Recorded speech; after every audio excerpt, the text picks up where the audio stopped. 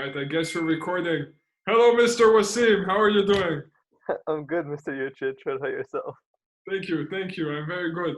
So, for those viewers that don't know you, and that's going to be nobody because only my friends will watch this, tell us a little bit about yourself.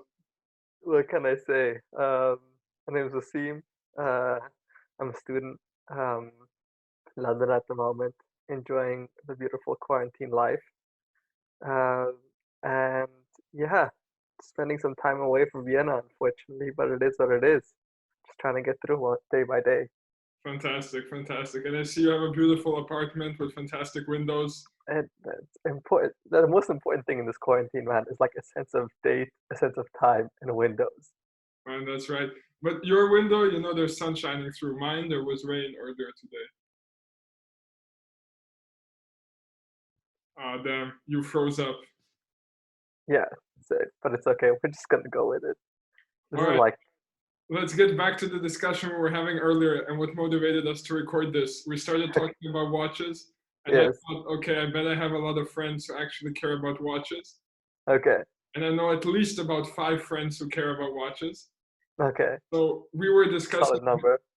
thank you. And we were discussing, you're one of them, by the way. So, I mean, credits to you, like, for getting us into this world. Actually, maybe we should all hate you for it, because like, once you go down this rabbit hole, it's freaking contagious, and there's no recovering from it. you're absolutely right. So maybe that's a good starting point. How did you get into the world of watches? So one of our mutual friends, Florian Lesiak, asked me to pick up a watch for him. It was like a Rolex Datejust. No, it wasn't even a Datejust. It was an Oyster Perpetual. Yeah, that's right. Um, and I looked at when I picked it up, I was like, wow, okay. I mean, what makes this Rolex such a watch?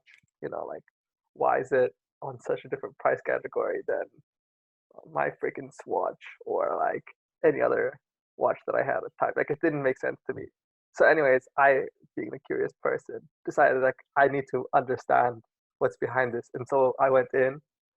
Obviously, like I feel like a lot of people who get into this habit, we pick up on YouTube, we somehow end up on talking watches with John Mayer, and like our mind gets blown. Um, so you just like you get on a spree, man. That's all I spent that night doing. Is just getting to those talking watches. At some point, you discover like Hodinkee, the website, and then Monochrome, and then Fratello, and you're like, this is it. Yeah, I'm this deep in. Um, right. And then I think, yeah, you pick up the podcast as well, man, and it's freaking all consuming. Uh, and I don't know who said it, but like things like balanced engraved, sorry, yeah, what is it? Engraved balance wheel become an important thing in your life, even though like it really shouldn't. That's right. That's right. But it's interesting because you got into this hobby, let's say, relatively recently. Yeah, So you had a lot of polished sites, a lot of good content to go through. I remember I started reading about watches sometime in 2013, so 7 years ago now. Really, we had two places to go. It was Hodinkee and a blog to watch. And a blog to watch nowadays, it's not really a popular site. okay. Back in the day, it was this guy called Ariel Adams. He still exists. He's slightly fatter now than he was 7 years ago. No front to Ariel Adams. And great guy. And he was doing excellent video content because he didn't care too much about the quality in the sense of where he went into post production, but he just recorded the watches, talked about them. It was fantastic. A blog to watch. And Hodinkee was still a kind of bank climber production. Yeah, I must honestly say that's what got me into it because it was a unique voice and it was the only upscale place to read about watches. what do Because, you mean upscale? so what I mean by that is a blog to watch, while he had great content in the sense of watches, he had Hublots, he had Rolexes, he had all the good stuff. But the website was cheap. It was just iPhone shot videos and this guy just writing his own opinion. Whereas Hodinkee seemed like a polished product, right? It was a brand already in a sense, right? Everything that was on there had to be the highest quality. There was much less content, but longer form articles and so forth. And then I remember around probably 2015 or 16 when the website was relaunched. So Mm-hmm. it looked like the Hodinkee you know now. Because Yeah. back in the day was a RSS feed. Oh. I was just, typing, and now it's like it's got pictures in it. And I was really upset. They asked me what I thought about the site, and I wrote a long email. I was like, "This is trash. I can't find my articles anymore." And then actually, maybe probably about a year ago or a year and a half ago, they introduced this latest feature. Right on the top left corner of the screen, you can press latest, and then you get it in what came in the most new to the oldest, and that's good. That's the way I like to read Hodinkee. Okay. But yeah, as you say, then in the meantime, Fratello started, and Robert Tian Brewer, or whatever he's called, and the industry changed a lot. I mean, Fratello really impacted it highly with the Speedy Tuesday, right? Yeah. Yeah. So that's a hashtag that was started completely by Fratello and now has ended in two special editions designed with Omega. Like they have two Speedy Tuesday Speedmasters and uh, what's his name? The Omega CEO, Reynald Yeah. Yeah. Bruckner or something like that. He's very connected. He's a great CEO, and Recently dropped an interview on Gear Patrol if you haven't read it. It's pretty good. yeah. Indeed, I have. Indeed, I have. Yeah, Um, great. So yeah, no, it's really interesting, but like also it feels though. I mean, once again, I've only been here for 4 months, but even you can see it on like these websites. It's a weird phenomenon. Like even in the past 6 months, like you can see Hodinkee is obviously becoming more and more of a retailer. Like it feels like they've dropped in like the Grand Seikos and obviously like what they're trying to do with Japan, but like they're increasingly like broadening what they're as an authorized dealer. And then I feel like Fratello and then Monochrome are starting to do the whole thing, and it feels like that's the end game for these guys. Is to become like authorized retailers with some journalism on the side.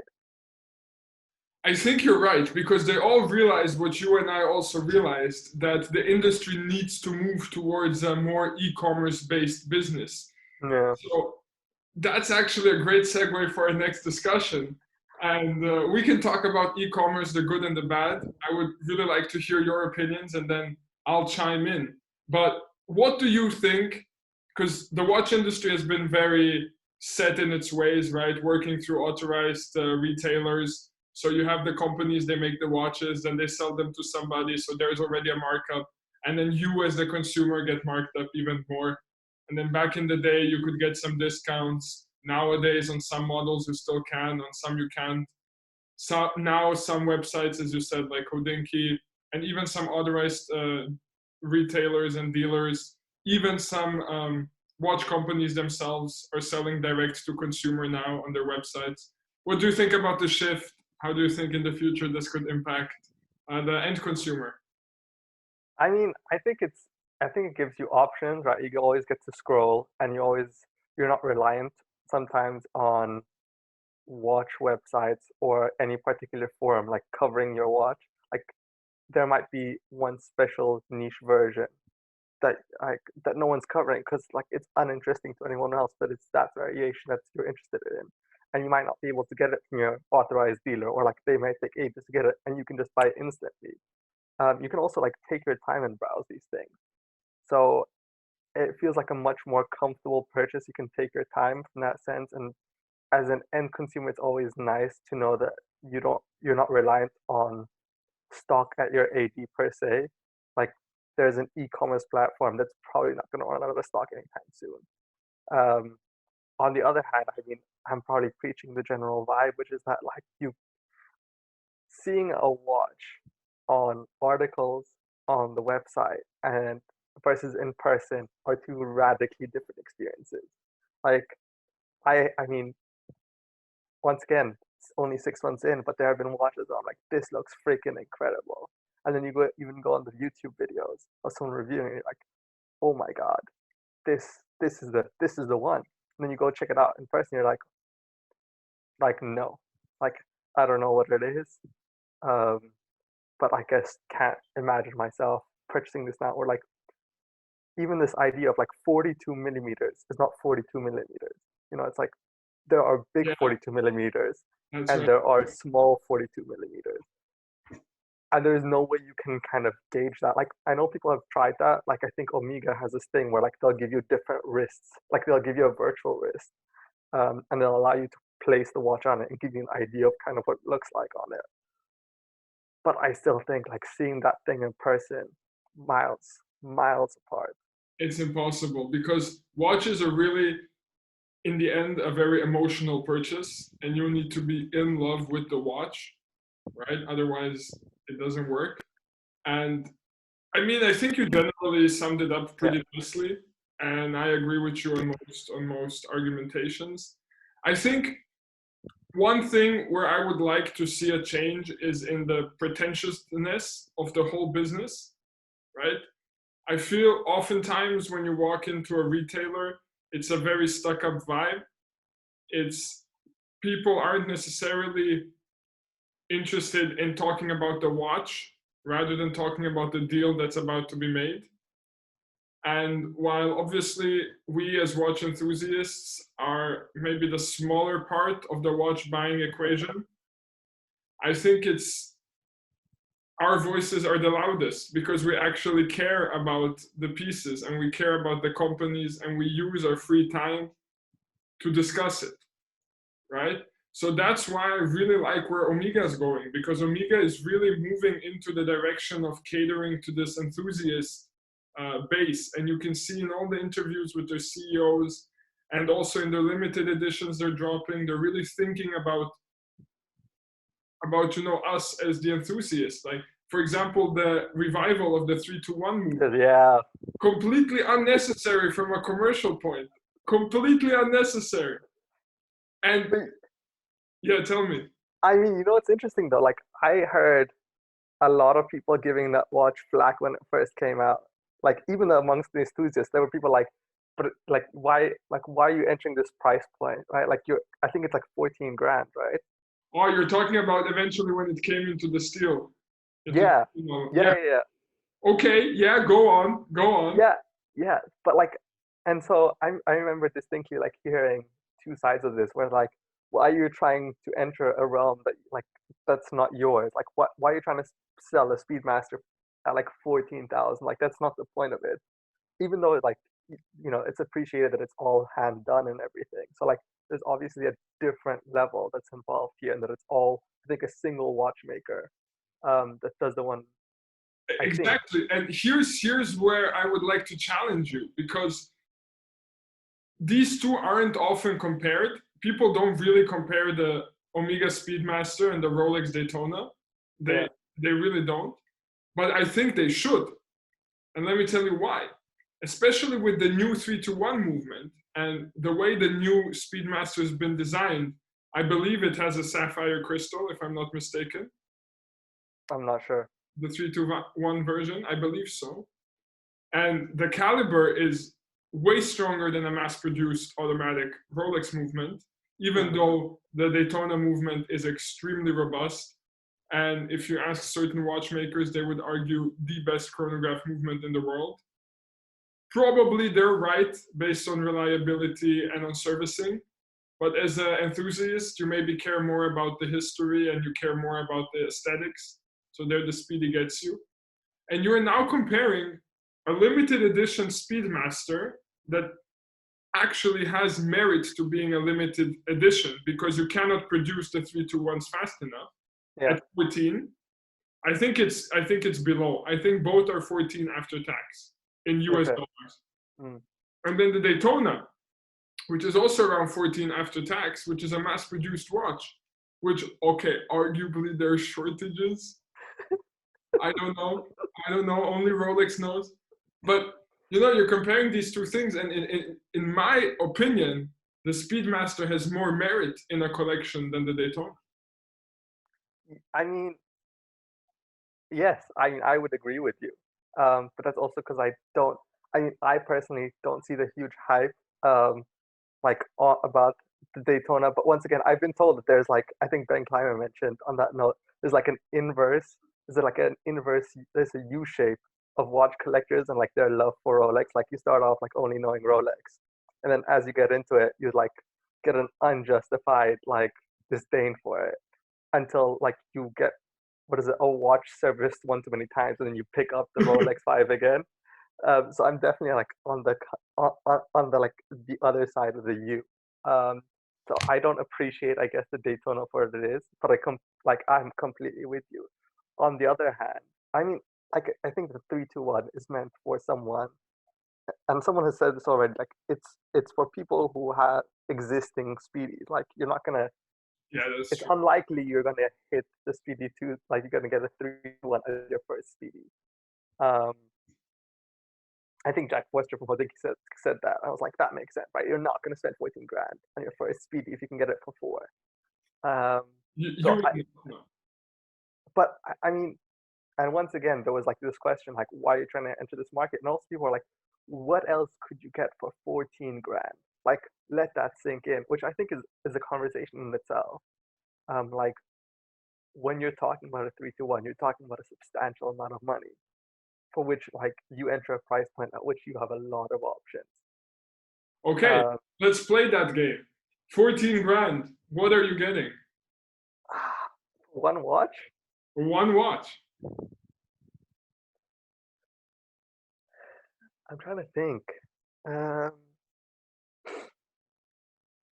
like if we're talking new, Yeah, we're talking new. We're comparing apples and apples. I'm trying to think like how much is a, maybe I'm completely out. I need to check this quickly. How much does a Bove 1930 cost? Sorry, I didn't hear you very well there.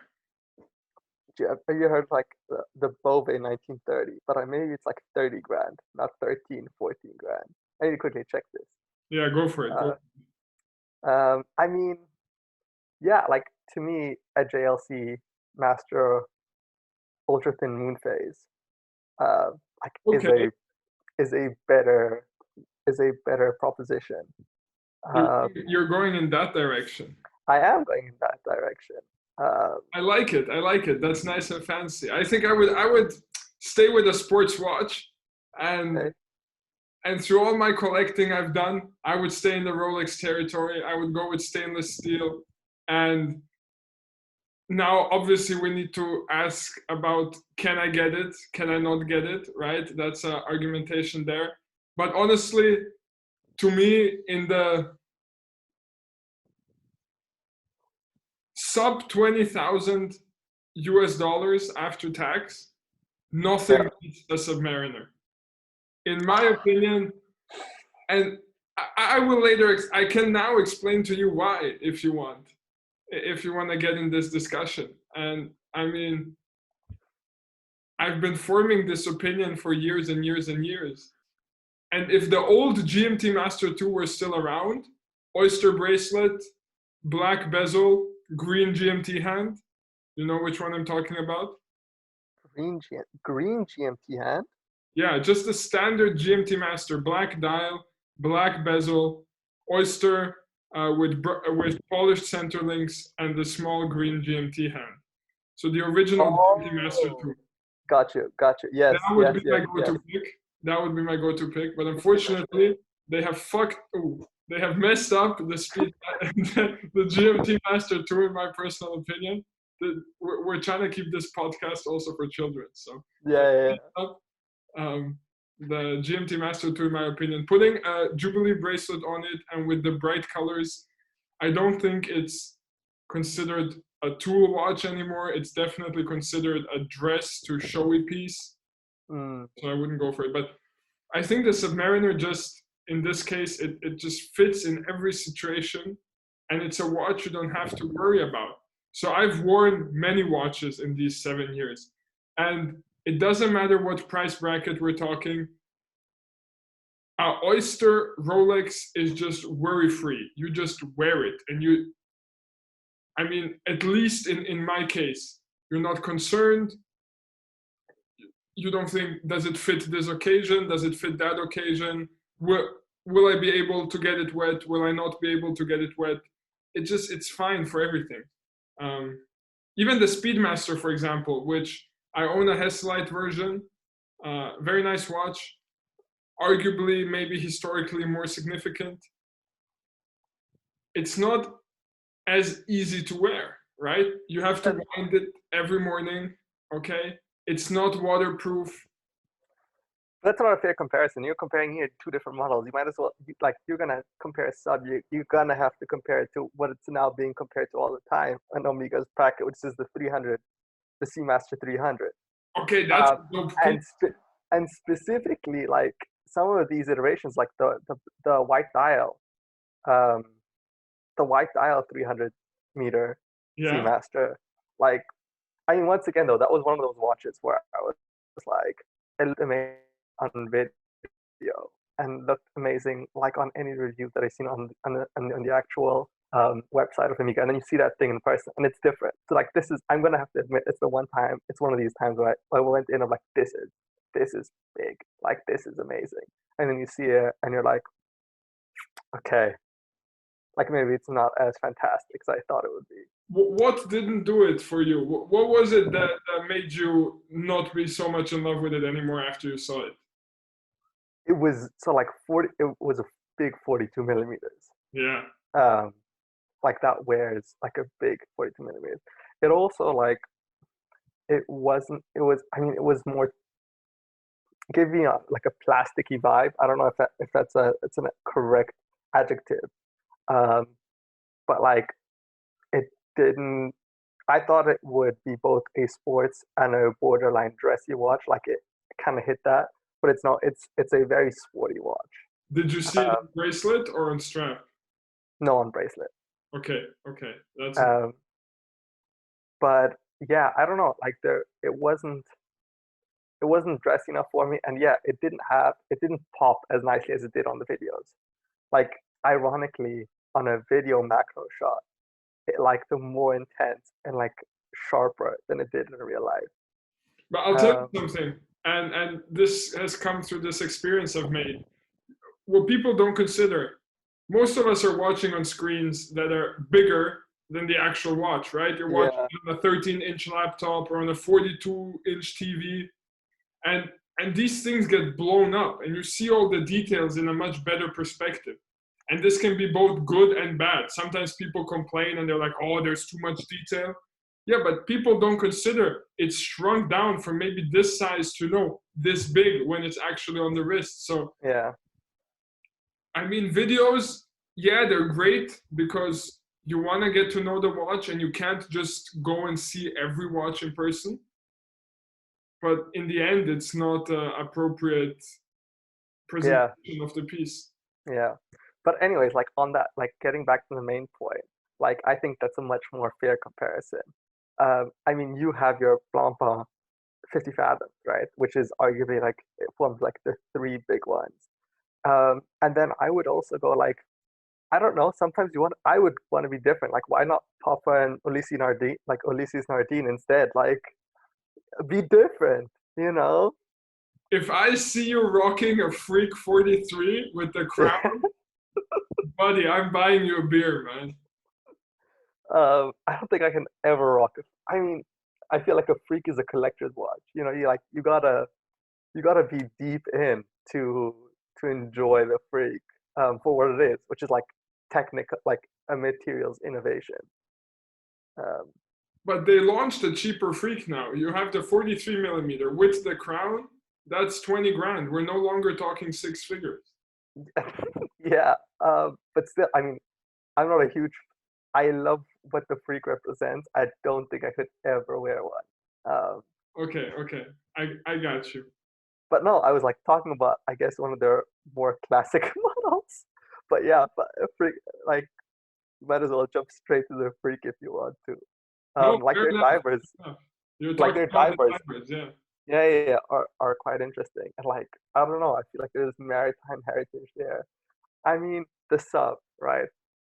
I think it's because I've heard so many stories about the sub, and it's like, my God, like we're talking about Hodinky. Hodinky just dropped a freaking story called like My Grandfather's Watch. This was like 3 generations of Submariners, and you're just like I get it, it's a Even read great that. watch, I didn't even but read that. please, like let's talk about something else.